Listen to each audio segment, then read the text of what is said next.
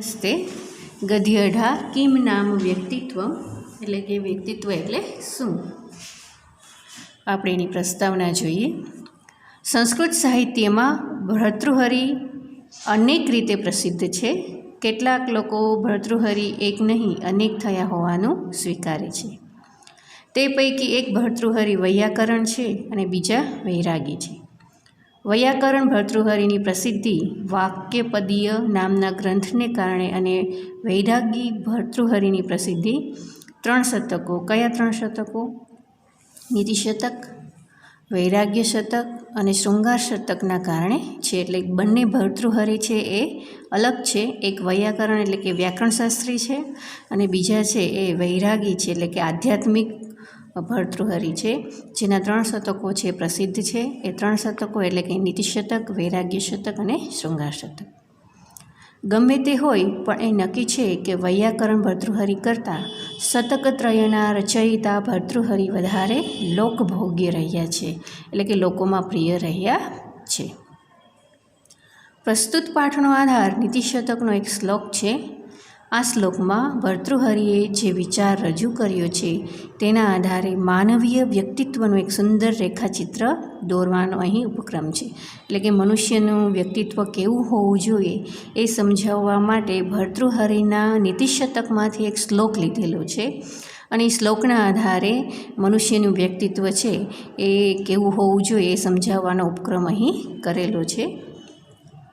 પ્રત્યેક માનવના જીવનમાં ક્યારેક ને ક્યારેક 6 અવસર આવતા જ હોય છે. જોકે વ્યક્તિની પોતાની પદ પ્રતિષ્ઠાના સંદર્ભો આ 6 પ્રસંગોનો વ્યાપ લાંબો ટૂંકો હોઈ શકે છે, પણ તે આવતા તો હોય જ છે, એ નક્કી છે. આ 6 અવસરો છે વિપદ. વિપદ એટલે કે આપત્તિ. બીજું છે અભ્યુદય એટલે પ્રગતિ. સદસ એટલે કે સભામાં જવું. યુદ્ધ એટલે કે યુદ્ધની સ્થિતિ. અને યશસ કે શ્રુતિ. યશસ એટલે કે યશ મેળવવો અને શ્રુતિ એટલે કે વિદ્યાભ્યાસ. આ અવસરમાં માણસ ક્રમશઃ ધૈર્ય, ક્ષમા, વાકપટુતા અને વિક્રમનું પ્રદર્શન કરે છે. યશસ્માં રતિ અને શ્રુતિમાં વ્યસન રાખે તો તેનું વ્યક્તિત્વ મહાન બને છે. જો કહેવાનું તાત્પર્ય શું છે? આપત્તિમાં ધીરજ રાખવાની, બરાબર. પછી અભ્યુદય હોય એટલે કે પ્રગતિ હોય ત્યારે ક્ષમા રાખવાની. સદસ એટલે કે જ્યારે સભામાં જવાનું થાય ત્યારે વાકપટુતા એટલે કે વાણીની ચાતુર્ય, વાણીની મધુરતા, ચતુરાઈ એ રાખવાની. પછી યુદ્ધનો પ્રસંગ આવે ત્યારે વિક્રમ એટલે કે પરાક્રમ છે એ પ્રદર્શન કરવાનું હોય છે, દેખાડવાનું હોય છે. યશસ એટલે કે યશ મેળવવામાં હંમેશા રતિ એટલે કે અભિરુચિ, પ્રેમ રાખવાનો. અને શ્રુતિ એટલે કે વિદ્યાભ્યાસનું હંમેશા વ્યસન રાખવાનું.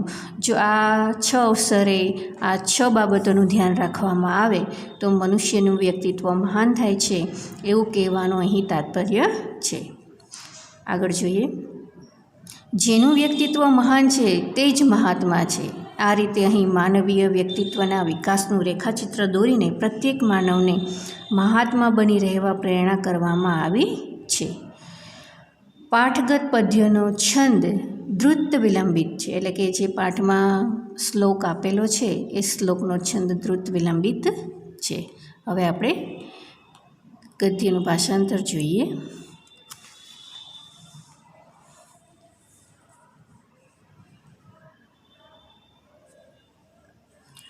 સર્વેષાં જનાનામ ઇયં કામના ભવતિ યદ અસ્મદીયં વ્યક્તિત્વં મહત સ્યાત.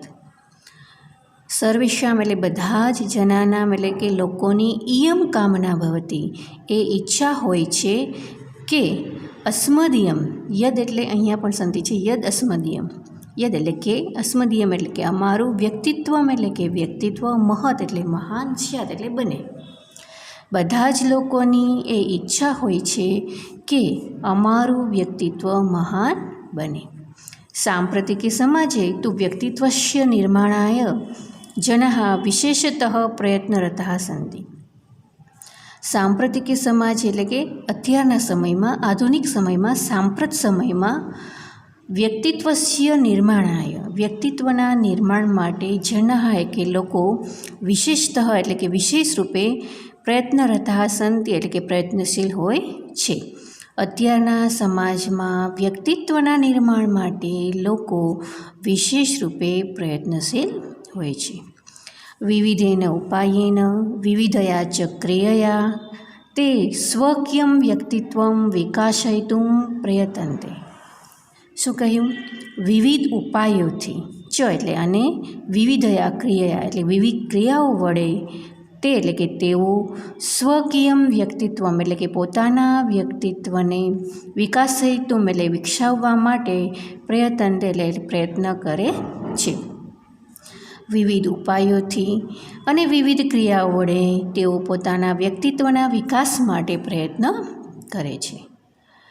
પરંતુ અત્ર કિમિદમ વ્યક્તિત્વમ, અહીંયા સંધિ છે પરંતુ અત્ર ઇદમ વ્યક્તિત્વમ કિમ, આ વ્યક્તિત્વ શું છે? પરંતુ અહીં આ વ્યક્તિત્વ શું છે?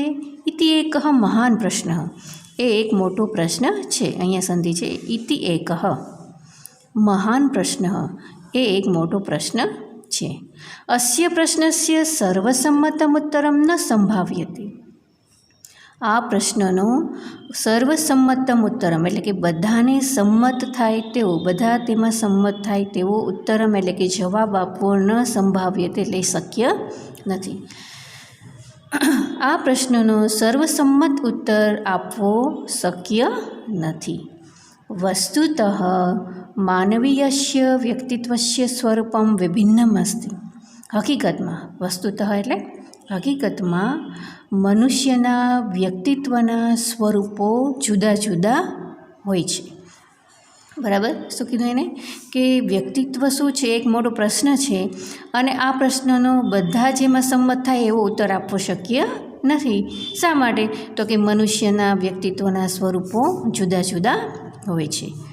તથાપિ છતાં પણ યાવત પર્યંતમ વ્યક્તિત્વસ્ય સ્વરૂપમેવ નવ અવગચ્છામઃ. યાવત પર્યંતમ એટલે જ્યાં સુધી વ્યક્તિત્વનું સ્વરૂપ જ નવ અવગચ્છામઃ એટલે આપણે જાણતા નથી. તાવત પર્યંતમ ત્યાં સુધી કથમ નામ વ્યક્તિત્વસ્ય નિર્માણાય પ્રયત્ન સંભવતી. ત્યાં સુધી વ્યક્તિત્વના નિર્માણ માટે પ્રયત્ન શક્ય નથી, અથવા પ્રયત્ન શક્ય કઈ રીતે બને? બરાબર? એટલે શું કહે છે કે જ્યાં સુધી વ્યક્તિત્વનું સ્વરૂપ મનુષ્ય ન જાણે ત્યાં સુધી વ્યક્તિત્વના નિર્માણ માટે પ્રયત્ન કરી શકતો નથી. ફરી એકવાર જોઈ જાય, છતાં પણ જ્યાં સુધી વ્યક્તિત્વનું સ્વરૂપ જ આપણે જાણતા નથી ત્યાં સુધી કઈ રીતે વ્યક્તિત્વના નિર્માણ માટે પ્રયત્ન સંભવી શકે? બરાબર? એટલે સૌપ્રથમ વ્યક્તિત્વનું સ્વરૂપ છે જાણવું જોઈએ, અને સ્વરૂપ છે એને જાણવા માટે થઈને અહીં કવિએ ભર્તૃહરિના નીતિશતકમાંથી એક શ્લોક લીધેલો છે, જે નીચે પ્રમાણે છે. સંસ્કૃત સાહિત્યે ભર્તૃહરિ નામના સુપ્રસિદ્ધેન કવિરત્નેન નીતિશતકમ, વૈરાગ્યશતકમ, શૃંગારશતકમ ચૈતિ શતકત્રયમ વિરચિતમ અસ્તિ. શું કહ્યું? સંસ્કૃત સાહિત્યમાં ભર્તૃહરિ નામના સુપ્રસિદ્ધ કવિરત્ન છે. કવિરત્નએ નીતિશતક, વૈરાગ્યશતક, શૃંગારશતક ઇતિ આમ શતકત્રયમ વિરચિતમ અસ્તિ. 3 શતકોની રચના કરી છે. આપણે જે પ્રસ્તાવનામાં જોઈ ગયા. તત્ર નીતિશતકે એક સુપ્રસિદ્ધ શ્લોક વર્તતે. તત્ર નીતિશતકે એક સુપ્રસિદ્ધ શ્લોક વર્તતે. ત્યાં નીતિશતકમાં એક સુપ્રસિદ્ધ શ્લોક છે. તદ્યથા તે આ પ્રમાણે છે. વિપદી ધૈર્યમ અભ્યુદયે ક્ષમા સદસી વાક્પટુતા યુદ્ધિ વિક્રમ યશસી ચ અભિરુચિ વ્યસનમ શ્રુતૌ પ્રકૃતિ સિદ્ધમિદમ હિ મહાત્મના. શું કહ્યું એને? તો કે વિપદી ધૈર્યમ, વિપદી એટલે આપત્તિમાં, ધૈર્યમ એટલે કે ધીરજ, અભ્યુદયે ક્ષમા, અભ્યુદય એટલે પ્રગતિમાં ક્ષમા, સદસી વાક્પટુતા, સભામાં, સદસી એટલે સભામાં, વાક્પટુતા એટલે કે વાણીનું ચાતુર્ય, યુદ્ધિ વિક્રમ એટલે કે યુદ્ધભૂમિમાં પરાક્રમ, યશસ્વી અભિરુચિ જે અહીંયા સંધિ છે ચ અભિરુચિ એટલે કે યશ મેળવવામાં અભિરુચિ, ચ એટલે અને, શ્રુતો વ્યસનમ, શ્રુતો એટલે કે શાસ્ત્રોને ભણવાનો વિદ્યાભ્યાસનું જેને વ્યસન હોય, વિદ્યાભ્યાસનું વ્યસન, ઇદમ મહાત્મનામ પ્રકૃતિ સિદ્ધમ, જે અહીંયા સંધિ છે પ્રકૃતિ સિદ્ધમ ઇદમ, તો પ્રકૃતિ સિદ્ધમ ઇદમ, ઇદમ એટલે કે આ બધું જ કયું, તો કે આ બધા લક્ષણો છે એ મહાન લોકોને પ્રકૃતિ સિદ્ધમ એટલે કે સ્વભાવથી જ સિદ્ધ હોય છે, સ્વાભાવિક રીતે જ પ્રાપ્ત થાય છે. બરાબર, એટલે મહાન લોકો છે એને આ બધા લક્ષણો છે એ સ્વાભાવિક રીતે જ સિદ્ધ થઈ જાય છે, એને પ્રાપ્ત થઈ જાય છે. જો આપણે આપણું વ્યક્તિત્વનું નિર્માણ કરવું હોય તો આ બધા લક્ષણો છે એને આપણે આપણા જીવનમાં ઉતારવા જ જોઈએ, અને જો ન હોય તો એને ઉતારવા માટે પ્રયત્ન કરવો જોઈએ. એટલે કહેવાનું તાત્પર્ય શું છે કે વિપત્તિ હોય, આપત્તિ હોય ત્યારે ધીરજ રાખવી જોઈએ. બરાબર, જો આપણે ન રાખી શકતા હોય તો એ ધીરજ રાખવાનો પ્રયત્ન કરવો જોઈએ. પછી અભ્યુદય ક્ષમા, અભ્યુદય એટલે પ્રગતિમાં ક્ષમા, જે આપણે હમણાં પ્રસ્તાવનામાં જોઈ ગયા કે આ 6 પરિસ્થિતિ છે મનુષ્યના જીવનમાં આવે જ છે. આ 6 પરિસ્થિતિમાં મનુષ્યએ કેવો વ્યવહાર કરવો એ અહીં આ શ્લોકમાં કહેલું છે. એવો વ્યવહાર કરી અને એ પોતાના વ્યક્તિત્વનું નિર્માણ છે કરી શકે છે એવું કહેવાનું અહીં તાત્પર્ય છે. કઈ 6 પરિસ્થિતિ છે? તો કે વિપદિ ધૈર્યમ, આપત્તિ હોય ત્યારે ધીરજ, અભ્યુદય ક્ષમા, પ્રગતિમાં ક્ષમા, સદશી વાક્પટુતા એટલે કે સભામાં વાણીનું ચાતુર્ય, યુદ્ધિ વિક્રમ એટલે યુદ્ધ ભૂમિમાં પરાક્રમ, યશસ્વી ચ અભિરુચિ યશ મેળવવામાં રુચિ, અને શ્રુતો વ્યસનમ, શ્રુતો એટલે કે વિદ્યાભ્યાસનું વ્યસન, ઇદમ મહાત્મનામ પ્રકૃતિ સિદ્ધમ અસ્તે, એટલે કે આ ગુણો, આ બધા જ ગુણો મહાન લોકોને સ્વભાવથી જ સિદ્ધ હોય છે. બરાબર, એટલે જે મનુષ્યએ પોતાના વ્યક્તિત્વનું નિર્માણ કરવું હોય તેને આ ગુણો છે પોતાના જીવનમાં ઉતારવા એવું કહેવાનું અહીં તાત્પર્ય છે. નમસ્તે.